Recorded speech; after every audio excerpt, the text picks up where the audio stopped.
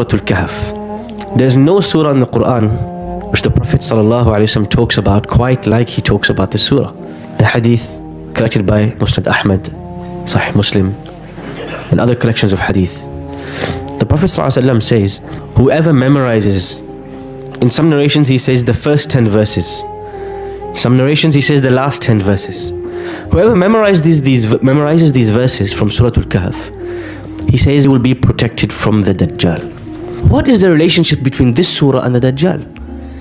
This surah does not talk about the Dajjal. This surah does not talk about lies. So where is the connection between the Prophet ﷺ's promise and the surah that is in front of us? This surah has 4 main stories. And these 4 main stories represent 4 types of lie that we take. 4 types of deception. We get deceived, we get cheated into them. And that's why this surah is about deception. How to not be cheated, how to not be deceived.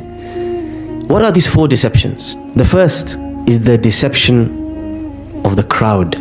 When a large number of people are doing something, you think, let me just follow them. That is the story of the young men and the cave.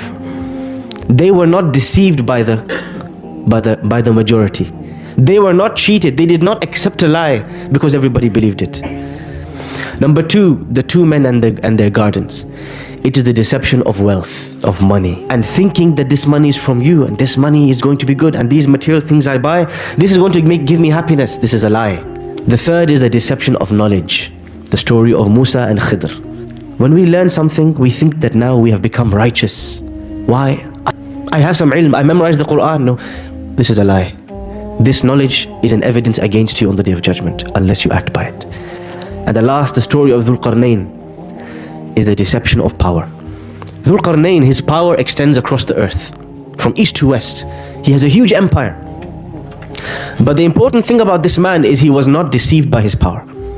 It did not make him arrogant. It did not make him proud. It did not make him take the rights of others. When we get a little bit of power, we own a shop, we become counselor, XY, a little bit of power, we start to oppress the people below us.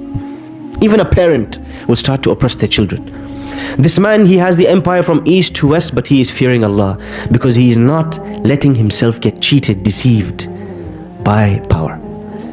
If you can overcome these 4 deceptions in this life, the Dajjal stands no chance against you when he comes.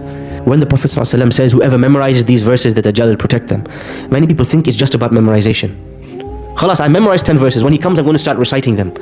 If you don't understand these 4 stories, you have no chance against the Dajjal.